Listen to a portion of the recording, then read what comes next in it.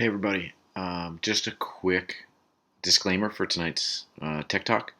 A bunch of the members that are doing the Tech Talk tonight, we're traveling on the road, we're in hotel rooms, we're relying on Wi-Fi that was not as great as it can be sometimes when we're other places, and so we do apologize. Tonight's Tech Talk does have some lag for audio and video, and you'll see some people's cameras turn on and off, and there's a little bit of audio and video lag, and so we do apologize, but it's just part of the deal when we're on the road traveling and trying to put these talks out to all of you. So hope you enjoy. Perfect. Welcome everybody to the chat tonight. This is the next series or the next episode in our series with the PSIA-AASI Snowboard National Team. Just kind of coming and doing raw talks amongst our team about topics and different things in the industry and different things that relate to teaching and just relate to working in the industry in general.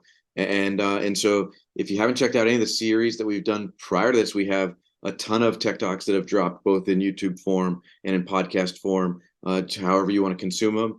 Everything from covering the fundamentals to covering alpine snowboarding, to training and developing goals for the season and different things like that. And this is the next episode. And tonight we're kind of chatting through some big buzzwords. And the buzzwords that we're going to talk through tonight are things like flexion and extension and unweighting. And they're words that we hear a ton in different circles of instructors and through certification exams, and we hear these words pop up, and sometimes they're used to describe really specific things, and sometimes they're used kind of like broadly, and tonight we're just going to kind of chat through them, like what do they mean for us as we're teaching and we're training instructors and we're teaching guests. What do they mean for us in our own riding as we kind of ride them out, and how do we kind of interpret them?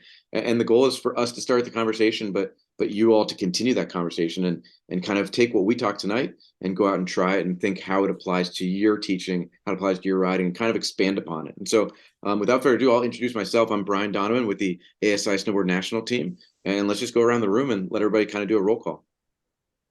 Hey, everybody. Matt Larson's here, Mountain Big Sky. Hey, everybody. Chris Rogers over in Vail, Colorado. Hey, how's it going? Johnny Macri from Woodward, Copper Mountain, Colorado. Eric Rolls from Park City, Utah. Awesome. And a couple of our teammates aren't here to join us tonight. You'll definitely catch them in either a previous episode or a future episode. As it is a lot of times in the winter, people are off on all sorts of adventures doing rad things. And so tonight we're going to kind of kick it off. Again, we're talking about the differences and the similarities a little bit between flexion movements, extension movements, and maybe some movements that create some like unweighting tendencies or things to happen with our snowboard. And so I'm going to kick it off to the group. If somebody wants to kind of hit the ground running and just get the conversation started, by all means, jump in here. Matt, you look like you're ready to pounce. You could see it in my face, couldn't you? I was trying to hold it back. Yeah. Yeah. Okay. So, Donovan, you just said like the movements, right? You just started like flexion and extension and when you introduce these, you're talking about these being hot words in our circle of instruction. And I think they're also hot words because we use them in slightly different forms to talk about body positions or individual joints. And so I see that's really valuable to separate those things of like, are we talking about a position of the whole body in terms of, say, flexion, or are we talking about a specific joint? Are we talking about, here's one, probably going to get some smiles, but maybe you hear most flexed, right? That's one I bet everyone's heard, especially when we talk about edge change. And so like that's a position of the body versus how we got to that position. And it can get confusing, I think, when you jump into some of these conversations, like, okay, whoa. We can change lanes to start talking about the other without a good segue to describe that. So I think that's something that we can probably tease out better tonight, is just like talking about, is this a body position piece or a way we're moving to get a specific outcome? So where should we start? The moving to get to the position, maybe? Yeah, the finitiation. Got you. Yep. We're gonna Yeah. edit that out. That word that doesn't exist. Why is that, Rogers? We got another one coming. We'll do turn Yeah. phases. Yeah, do there's a turn lot Yeah, of turn fun phases is stuff, coming right? up. We'll get into that Yeah. one another one. Yeah. Folks that are So listening, we're basically trying to avoid the big debates that go on right now. yeah, I think there's a key word in there just in discussing unweighting and the difference between unweighted versus unweighting. And as we talk about weight or really getting into magnitude of pressure, right? How we're controlling the magnitude of pressure between the sliding surface and our snowboard. That idea of unweighting and basically a snowboard's a wide platform. Depending on, if you're on a Donic, it's a really wide platform. If you're on a real narrow snowboard, it's a little bit less wide of a platform, but it's still a wide platform, especially compared to like a skinny little pair of skis. And it takes pressure. You've got to move pressure from your toes to our heels. That's another of our fundamentals. And to move from a toe edge to a heel edge, we've got to do something. And taking weight off the snowboard or reducing the amount of pressure at edge change on the snowboard allows us to more easily move pressure from one side to the other. Does that mean there's no weight on the snowboard when we change edges? No, we're not talking about being unweighted necessarily. We do that too. We get in the air, we get off the snow. We can reduce the weight on the snowboard to nothing or to practically nothing. But as far as we're talking about edge change and we use that word unweighting, it's generally the process of removing weight from the snowboard, making the snowboard lighter so we can change edges. But it doesn't necessarily mean that we took the snowboard off the ground or that there's no weight on the snowboard. And I think that's a really important piece as we get into talking about unweighting is what does that mean?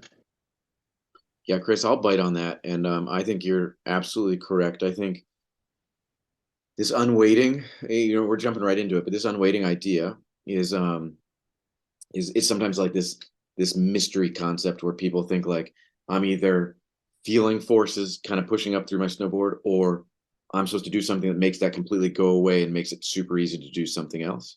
And it's really just moving in ways that, like you said, make it easier to release an edge, or make it easier to flatten a snowboard, or make it easier just to move across the board by movements. And the thing for me that I really want to get into tonight, and I think we're going there, is that um, the T idea of movement to unweight the snowboard or to lessen that is the most important thing. And for me, when we think about this, is like, flexing down, Larson, you already kind of touched on, we can flex down towards our snowboard. We can flex the knees, we can flex the ankle, we can flex the hip, we can flex a lot of joints in the body, we can flex down towards our snowboard. If we do that really slowly, like if we really slowly like move our center mass towards our snowboard, it is not the same outcome as if we just rapidly drop towards our snowboard. And I think sometimes, especially in our circles when we're training instructors, that gets misunderstood. It's thought of as anytime I'm moving towards my snowboard, I'm unweighting my snowboard necessarily. And I think the T idea of this movement is so important to what Chris is saying.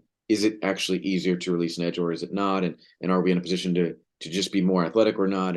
And so I'd love to hear what others, what your take is. For me, the TID is drastically the most important piece to really understand how we can do what Chris is talking about to make it easier to move from one edge to the other and release like the old uphill edge. Yeah, B. I think a lot of people use those terms synonymously, where they flex that edge change. They use down unweighted, where you're moving down to unweight the board, and they use that, yeah, interchangeably. And there's definitely more nuance to it. And you explained it well, I feel, where when you're moving down at a fast rate, you're going to unweight the board more and create that effect more than doing it gradual with less intensity, longer duration. So it's definitely something to consider when you're saying flex at edge change. Don't just say down unweight. And if you want someone to do a down and weighted turn where they're flexing fast in a shorter duration of time, then say that. Then use it. Use it where it's effective. And sometimes where it's effective would be in steeps, when you want to unweight the board a little quicker and move, and so you can pivot it or change edges, bumps, things like that are super beneficial to down and weight. And I guess maybe even let's take a step back, and maybe people listening in or watching in, when we're talking about down and weighting, because you're introducing that concept, Eric, is like, for anybody listening into this and maybe has questioned a little bit, or maybe has paused and has like tried to go look up these terms, really like down and weight is when we're talking about the center of mass, like Eric's saying, rapidly dropping towards the snowboard. And an up and weight would be center mass rapidly moving up away from the snowboard. And when you kind of signify that down or up, it's really talking about the center of mass and the direction of travel of the center of mass towards the board or away from the board. And I know in working with a lot of instructors, sometimes this has been confused because they think of the snowboard so much when we're talking about performance that they sometimes think of up and down relating to what the snowboard is doing. And really, just to kind of clarify, as we use these terms for the rest of this session, is like when we're saying up or down unweighting, we're talking about the center of mass and the direction of travel.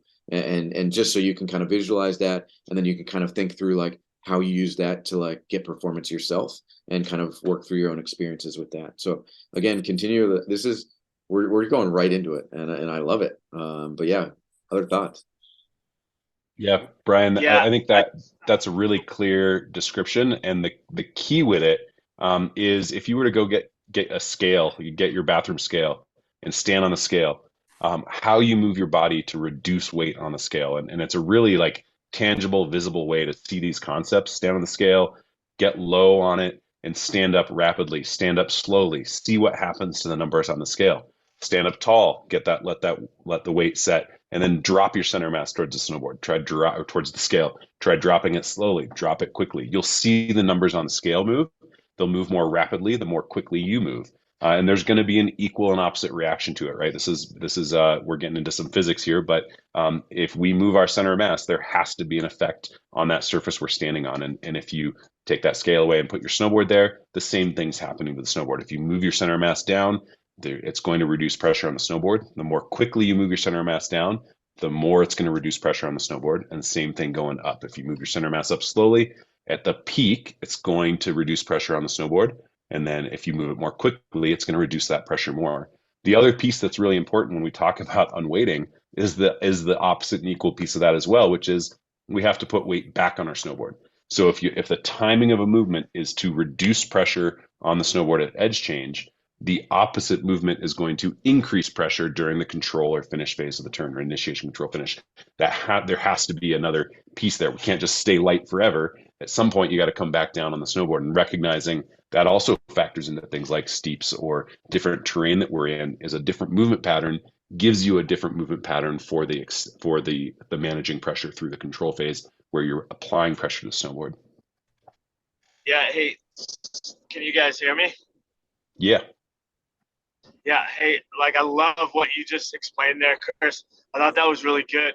I just want to take it back a second because we started out by talking about flexion extension and how it connects with the whole down and weighting piece. And that was a great explanation of the down and weighting. But I think something that's also needs to be realized is the direction in which you move due to the flexion extension and the timing of those joints, right? Like we get this idea of managing the magnitude of pressure is just straight up vertical. But if you don't flex those joints evenly at the exact same time, you're going to start moving possibly laterally, possibly longitudinally, possibly a blend thereof. And generally, that's something to think about when we unweight, right? We're moving down to our board and then across at the same time.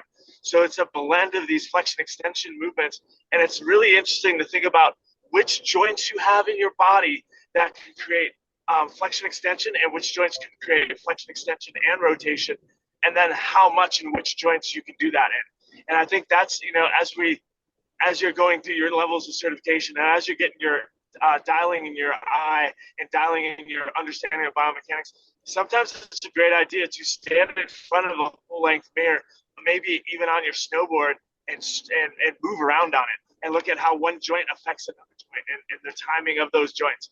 And like, for example, how much range you have to flex and extend in a knee joint versus an ankle joint, and what does that do?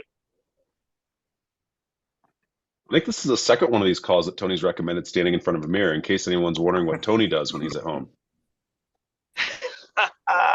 Love that. Yeah. Sure. Snowboard strapped on and all. Yeah. Yep. It's a great way to learn it.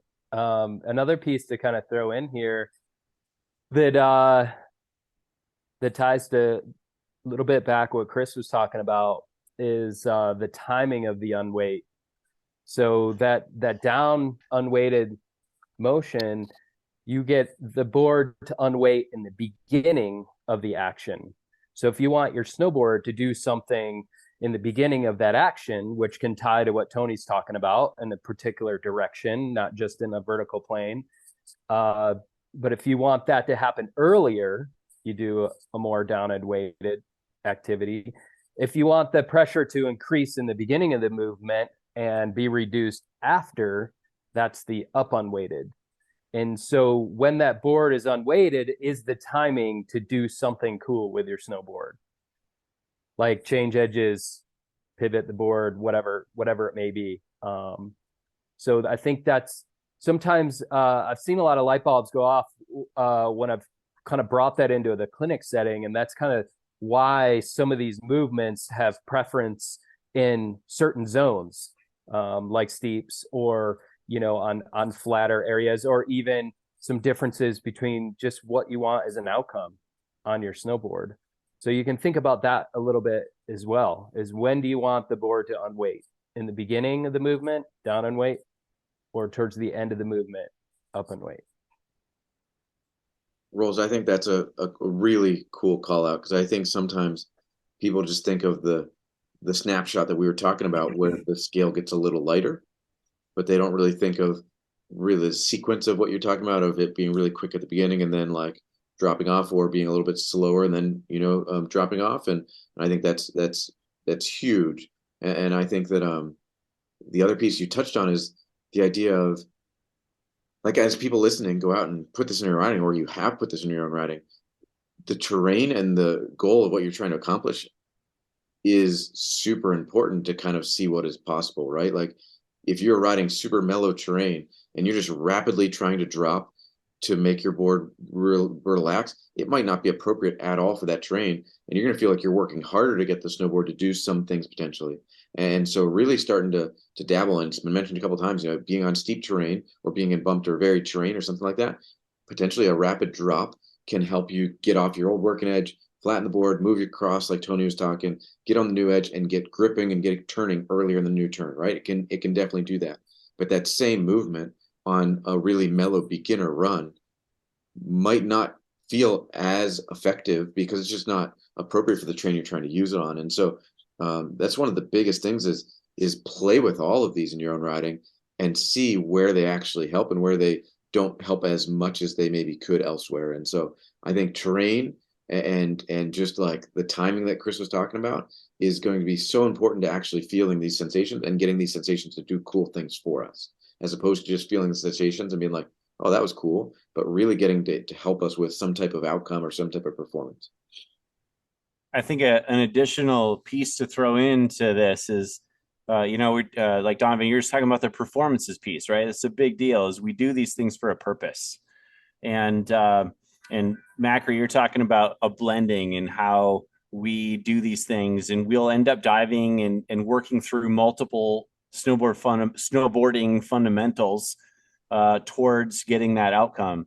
And another piece is like, if as you're tactically making these decisions about, all right, am I going to use more flexion movements in my joints or extension movements? Say, we've been talking about edge change. We can just stay there, but we're going to be in a position after we've utilized that tactic. And so you may be taller because you use some extension in your joints after you made that edge change movements. And that's going to have pros and cons to it. That's going to put you somewhere, versus say, if you flexed your knees, ankles, and hips at a similar rate, you're going to be in a shorter position likely after you make that edge change movement. And so what kind of doors does that open or close, because you're now in that flexed position?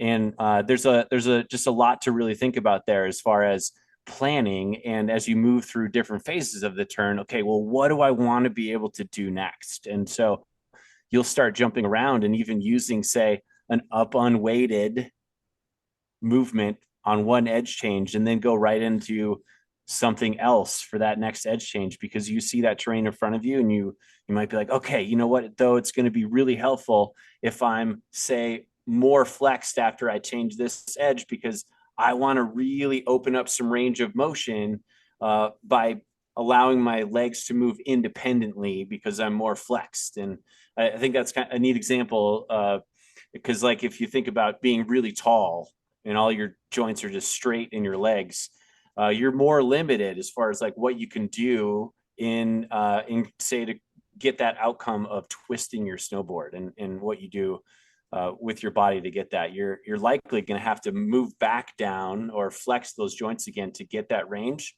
so you can get that twist. So I think there's a really cool relationship about like, all right, the next step, sure, we're focused on the edge change component, but then what next? And so there's a total nerd out tactical decisions that we make as we're out riding around the mountain. Larson, that's a really cool call out. And this was a couple months ago. Chris and I were talking through some stuff, and it was a really cool conversation where we were kind of comparing and contrasting our experiences with how people had interpreted some of these like phrases and things that we say all the time, right? And we've already touched it tonight. We've talked about most flexed or most extended, and I think I've seen it. And again, Chris and I had this cool conversation where we're like, sometimes people hear that phrase or see that phrase, and they're like, okay, most flex means I am flexed down towards my snowboard the most that I can get there, right? And what you're talking about, Larson, is range of motion and still being in a position to have the ability to be athletic and have range of motion. And I think sometimes it's really key for us to like talk to people about, if we're saying most flexed, that's within our range of motion as we flex down into a position that then allows us to do something. But it doesn't mean like so flexed that you actually can't do anything athletic because you're so squatted down in your stance, right?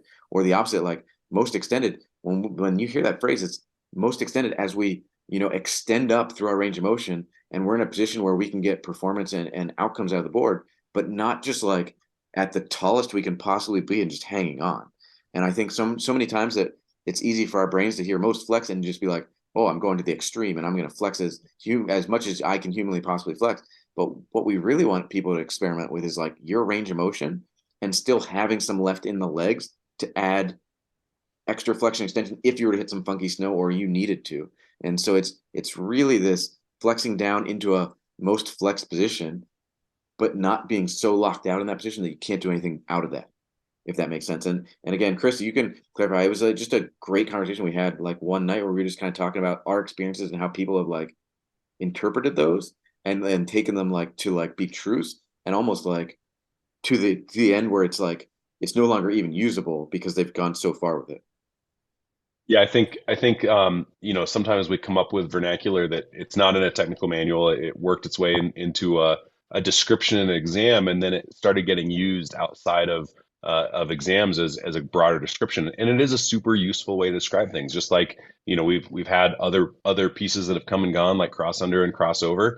The idea with most extended or most flexed edge change was a way to describe a snapshot in time to give people an idea of what type of turn they were doing. So it's always about describing movement, but it's describing a snapshot in time that leads you in and out of that movement. And the idea being, are we flexing to change edges, or are we extending to change edges? Are we flexing or extending to control through the turn phase? And yeah, I think it has some. It's an easy one to misunderstand if it wasn't explained in context, but as a tool to describe what type of movement pattern, it can be really useful. I think another element that's really important, and this kind of touches on something Eric said earlier, which is that not all flexion or extension are unweighting moves. And I think a great example of this is riding pipe. We talk about pumping in the pipe to generate speed. And in fact, what we're doing there is the opposite of unweighting our snowboard. As you come down on the landing on a wall, you're flexing, and you're flexing in a way that is driving your center of mass down towards the snowboard, increasing pressure on the snowboard, and then you're able to use that increased pressure to push the snowboard along its length and generate additional speed. As you go up that next wall, you're moving your center of mass up away from the snowboard, reference up, but I mean kind of in towards the wall, or away from the wall, but up relative to your snowboard. And in doing so, you're pushing on the wall and able to generate speed. So you're actually applying pressure to the wall or weighting the snowboard, again, to be able to increase speed and drive pressure along the length and generate some force. And then as you get to the lip, you're hopefully using some retraction and not sending yourself into the center or sending yourself over the wall. Similarly, in boardercross, you look at some smooth rollers, and you're able to generate speed by alternating when you're up on weighting or down on weighting to take the snowboard off the snow, and when you are conversely putting the snowboard on the snow and extending or flexing to generate that pressure. And it's just such fascinating concepts. We talk a lot in ASI about unweighting and absorbing energy. And in a lot of other applications of snowboarding, when you look at professional aspects, there's a lot about managing pressure through extension and actually generating that energy, not just absorbing it, not just reducing it. It's a whole other topic we could get into. I don't want to steer us too far off topic, but just wanted to hammer home that point Eric made about not all flexion or extension is designed to unweight the snowboard. Sometimes it's designed very specifically to weight or to add pressure to the snowboard. Yeah, Chris, I'm going to bumper right off that and just give a visual. It's kind of a parallel. So, the visual would be like you're jumping on the trampoline and you have that kill bounce where you like are coming down towards the trampoline and you rapidly just drop towards your feet and it like absorbs all the energy and it like stops you from springing back up, right? That's the visual to think of. And in skateboarding, when you're skating a ramp, like a mini ramp, if you're going towards a wall and you rapidly drop towards your board as you get into the transition, you kill almost all your speed and you won't climb up the wall. And it's the exact opposite of what you're talking in the pipe on a snowboard now. If you were to do that same move, you're coming across the flat bottom, you're coming into the transition, and you just rapidly drop towards the board, you're going to actually kill a lot of the forces that are going on, and you're going to decrease your amplitude up the wall simply by having that rapid drop towards the board at the right exact moment. And then the opposite of what you're talking about, like a potential extension or like a resistance of that, has alternating effects. And it's just so cool when you can feel that sensation where you're going at something with speed and you make this rapid move and you can immediately change what you're about to do and how high you're going to climb the wall or how much amplitude you're going to get. And I think sometimes if we just look internally, it's like those little movements can be things that we aren't even conscious of, but they can be affecting that, desired performance that we're trying to get if it's in a pipe, or it can be like drastically changing what we think is going to happen. And it's just really cool to be super aware. And so I think that your description is awesome. And I think like one of the takeaways for me is just how important the timing of where we use these moves is to really get what we're trying to get and not get like a complete opposite reaction. Yeah. Nice. I love the half pipe. Thanks for that. That was cool. That opened my mind up a little bit when you applied that, Chris, and then same Donovan. I just want to turn back the clock just a little bit and just something that's been just sort of eating at my head a little bit. And I'm not getting into debate mode. That's not it. But my interpretation of most extended or most flexed, the way I thought about it, I'm curious if this still aligns with what you're thinking, is it's the most extended you are within that range within the turn. So it's the time. So if I'm most extended at edge change, I'm the most extended that I am going to be or that I am throughout that particular turn. That's how I've always viewed it. As opposed to the most extended you can be, most flex that you can be in your range of motion as a human. This is the part in the turn, and we reference at edge change where I'm most extended in all the phases of the turn. And then same with most flexed. I mean, I'm pretty sure it aligned with what was already said, but that's kind of how I've explained it to people when they've seemed confused. And I'm like, oh, this is a point in time in which you are the most extended in that within all the phases of the turn or most flexed. So yeah, sorry to waste the airwave on that. I had to get that out because I'm like, I think that's a simple way to tell people. I'm so glad you said that because I think that gets lost in translation easily. And I think that's a really great distinction. I've tried to approach a similar miscommunication by saying more flexed at edge changed or more extended instead of most, like having the extremes of the spectrum. I think towards Totally. your same goal, but I think I really like how you just defined that role. That was sweet. I'm going to get into my thing that's been eating at me now. So we've been talking about unweighting. So we're turning the clock even further back now. The unweighting piece and the analogy of the scale, I think, is so helpful because it's something that you can do that's real. You can look down and see the little. I mean, the one with the needle that does this when you jump on it, I think that's the best one because it gives you the real numbers versus the digital, right? But the when we say unweight, right, we're talking about decrease weight, and in order for decrease to have decreasing weight, we have to be accelerating or decelerating as far as our rate of flexion. And so this is going to go in like super nerdy because like you get on the scale and let's say I think the easiest way is to imagine yourself at 100 feet tall. And it could take you a minute then to like be flexing at a constant rate and get down to say 10 feet tall. And while you're moving at that constant rate, your weight isn't changing.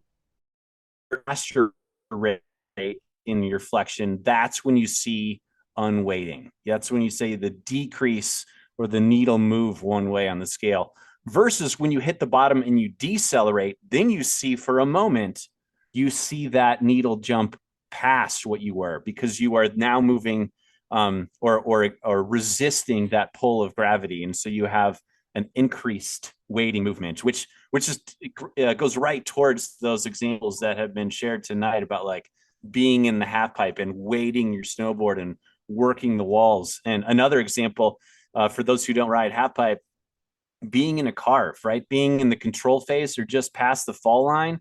And if you start moving and your board away from you by extending your ankles and your knees, yeah, do that again, Rogers.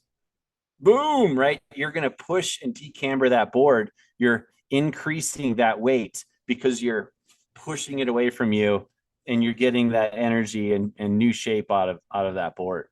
But yeah, so we don't get the time to really experience that acceleration or deceleration component of flexion and extension. But there's a piece there for those who really want to understand that well about the acceleration and deceleration that's actually creating unweighting. Or was that the mic drop? I think I heard it. I think I heard the mic. Or did it just fall? Did it fall or did it drop? I'm hoping I got some. I'm hoping the wheels are turning on in some heads here in the room. Because I think it's a component we don't often think about because our range of motion is so small, and that period of time that we utilize to flex more or extend more for that unweighting, it's so brief. We don't have to really think about that other little nitpicky detail of acceleration and deceleration with our flexion or extension movement. Yeah. No, I think go for it, Chris. I think this is such a fun one to play with, and like we can talk about it all day, but realistically, when you get on snow, all of the fun stuff we do happens when we're flexing, extending, and unweighting, right? Like unweighting or weighting the snowboard, like whether it's in a carve turn, like you were talking about, Matt, like feeling that pressure build and then release it, working with G forces related to that, or if it's, whether it's butters or ollies or tricks, getting off on boxes, getting in the air off jumps, like all of the fun stuff. Like when I think about like the sensations that I love about snowboarding, it's related to flexion, extension, and unweighting, right? Like going off a bigger kicker and that feeling as you leave the takeoff, that unweighting and that feeling of flying, the feeling of weighting a snowboard in a carved turn, like all of those sensations, it's all related to this topic. So I think it's a super cool one to talk about, but really like to get out and just pay attention to the weight on your feet when you're snowboarding. What movements are taking away that weight? What movements are adding to that weight? Yeah, and use TID to play with that and mix it up. Yeah, and I would say that, my final thought really, Chris, is that word sensation you're using. This is a way to experience sensations on our snowboard and how we move changes those sensations, like Rolls is saying, the TID of that changes sensations, but it's about sensations and feeling those, and some things happening easier and some things happening a little bit more difficult, but it needs you to feel this experience. It needs you to feel the sensation for you to really understand what it does for us. And so this is one where definitely anybody listening in should go out and play with moving up and down, moving, like Tony said earlier, blending these so that we're flexing and extending joints equally and flexing and extending joints not necessarily equally and sequentially in different ways to get sensations and get performance out of the snowboard. And so highly encourage you to go out, think through some of the stuff that we've talked tonight, go out, experience it, create your own thoughts, get conversations in your locker rooms going, and just keep this going, because this is like the core of snowboarding. Like feeling these sensations and getting the snowboard to do really cool things for us is one of the reasons a lot of us do it. And so highly encourage everybody to get out and try it. That's kind of my final thought. If anybody has any final thoughts, feel free to kind of share them, and we'll kind of bring tonight to a wrap. First final thought is, and when you said that word sensation, crew, this is what happens when I have this sensation. Like it just, the grin comes out, and I know it's out there all the time, whether I got my mask up or what, there's just a big old smile on underneath there. So just echoing that same point, go out and experience what those things are when you're snowboarding and you're playing around with these movements. And don't come home until you smile. Your kids have a tough road to live up to with that kind of thing. That's what I say to my kids all the time. Don't come home from school unless you're smiling. Very cool. So again, gang, thank you for listening in tonight. If you have ideas of stuff that you would love us to chat about and kind of work through as a team, drop them in the comments, drop them in the chat below, and we'll get them added to our calendar. The whole purpose of this series is for us as a team to get together and just talk through and nerd out on snowboarding a little bit, but also to kind of help clarify some concepts, help clarify some things that instructors are using and trying to wrap their heads around, and whether it's just for getting better at riding or getting better at teaching or going and pursuing certification. But these are to help us understand it and also help you understand different concepts and ideas and things that we're working through. And so if there's something that you're in your locker room, you guys are debating and talking about, I guarantee we'd love to kind of help you go through that. And so drop it in the chat. Thank you for listening in tonight. If you haven't checked out any of the other videos and podcasts in this series, by all means do. And there, check out things that might be relevant to you, and check out ones you've never even heard of, and see if maybe it, spurs some ideas for you. But from the ASI Snowboard National Team, thank you for being here, and we'll see you soon.